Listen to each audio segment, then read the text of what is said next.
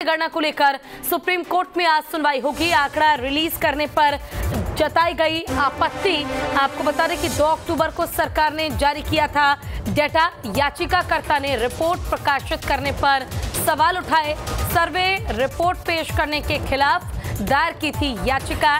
जातीय गणना कराने का अधिकार सिर्फ केंद्र को है, याचिकाकर्ता का ये कहना था। तो इस वक्त की बड़ी और अहम जानकारी हम आपको दे रहे हैं, जहां जातीय गणना कराने को लेकर याचिका दायर की गई थी और आज इस मामले में सुनवाई होगी।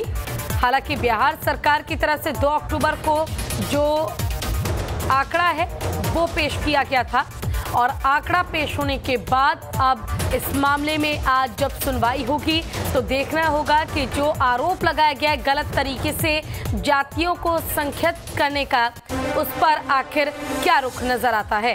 ज्यादा जानकारी के लिए हमारे साथ हमारे संवाददाता अमन जुड़ गए हैं। अमन, सबसे पहले तो आज जो सुप्रीम कोर्ट में मामले में सुनवाई होनी है जातीय गणना को लेकर, इसको लेकर अपडेट चाहूंगी और जानकारी।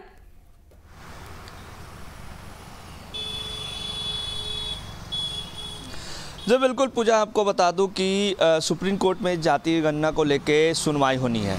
जिस तरीके से बिहार सरकार ने आंकड़े को पेश किया, उसके बाद से ही बिहार की सियासत पूरी तरीके से तेज हो गई। लगातार बीजेपी बिहार सरकार पे आरोप लगा रही है और कह रही है कि जो जातीय जनगणना का जो आंकड़ा जारी किया गया है वो फर्जी तरीके से किया गया है। इसमें बड़े घोटाले का जिक्र किया गया है। इससे पूर्व में भी जब जातीय जनगणना की बात हो रही थी बिहार में करने की, तो पटना हाई कोर्ट ने उस पर रोक लगा दिया था। उसके बाद पटना हाई कोर्ट ने फिर से जातीय जनगणना कराने का आदेश दिया और बिहार सरकार ने पूरा जातीय जनगणना कराया। लेकिन फिर भी जो सियासत है वो थम नहीं रहा था। लगातार आरोप और प्रत्यारोप के दौर जारी थे। एक तरफ जहां महागठबंधन ये कह रही थी कि बीजेपी ये नहीं चाहती है कि जातीय जनगणना हो। अगर जातीय जनगणना होगी तो इससे ये पता चल जाएगा कि किसकी कितनी भागीदारी है और उस हिसाब से उनको जो हिस्सा है वो दिया जाएगा। लेकिन जब जातीय जनगणना पूरी तरीके से हो गया, 2 अक्टूबर गांधी जयंती के दिन ये आंकड़े को पेश किया गया था। हालांकि नीतीश कुमार से बार बार पूछा जाता था कि सार्वजनिक रूप से कब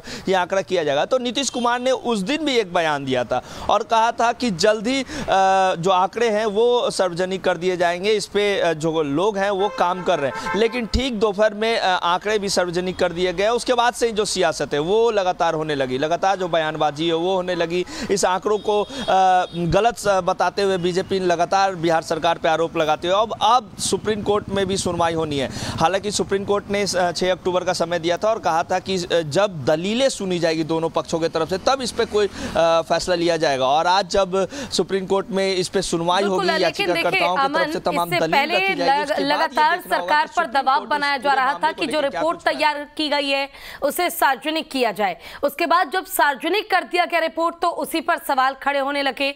तो क्या सरकार की ओर से जो आंकड़े पेश किए गए हैं, जिस तरह से आरोप लगाए जा रहे हैं, क्या वाकई में कुछ ऐसा है? असलियत क्या है?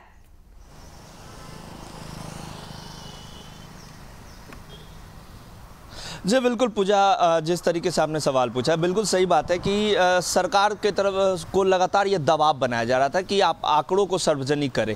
जब बिहार सरकार ने आंकड़ों को सार्वजनिक किया उसके बाद से फिर ये कहने लगे लोग कि जो भी आंकड़े पेश किए गया है वो पूरी तरीके से फर्जी तरीके से पेश किया गया, क्योंकि जिसकी जो संख्या बताई गई है, संख्या के आधार पर कई ऐसे जो समाज है उनकी संख्या कम बताई गई है। लेकिन उनका ये कहना था, वैश्य समाज की बात कर लो, वैश्य समाज का कहना है कि हमारी जो संख्या बताई गई है वो काफी कम बताई गई है, हमारी संख्या उससे ज्यादा है। तो लगातार संख्या को लेके अब आरोप लग रहे हैं। कई जो समाज हैं वो नाराज हैं और यही कारण है कि बीजेपी लगातार अटैकिंग मोड में है। लगातार बीजेपी बिहार सरकार को घेर रही है। बीजेपी का यह भी कहना है कि लालू प्रसाद यादव के दबाव में मुख्यमंत्री नीतीश कुमार ने आंकड़ों को सार्वजनिक किया, क्योंकि लालू प्रसाद यादव की जो समाज है, यादव समाज, वो संख्या बल में काफ़ी ज़्यादा है अल्पसंख्यक समाज के बाद। ऐसे में उनका दबाव था और वो यादवों के बल पर बिहार और सुप्रीम कोर्ट में मामले को लेकर जब सुनवाई होती है तो क्या तर्क दिए जाते हैं और क्या फैसला सुप्रीम कोर्ट सुनाता है।